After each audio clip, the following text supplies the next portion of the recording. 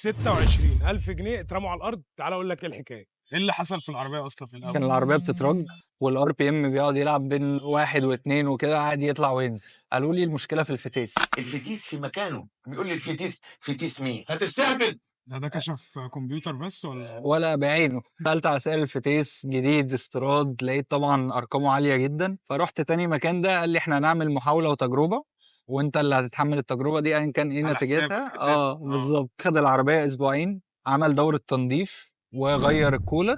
بمشي بيها لقيت نفس الموضوع بالظبط. المكان التالت قال لي فتيس زي الاولاني بالظبط. تفهم ولا زيي؟ فالحمد لله فعلا جه 3 ايام بالظبط واستلمت العربيه. وكان عنده مشكله في الفتيس كان بيطحن. قلت له بص انا المشكله عندك ديت، انا لازم احل الفتيس بتاعها وافوره خالص وانضف القربه وانضف الدايره. هو ايه الفرق ان انا اغسل الدوره وهي راكبه وهي لا وهي راكبه مش حاجه مش كويسه. ليه؟ ان في عندك قربه الفتيس دي تقوم مخزنه زيت.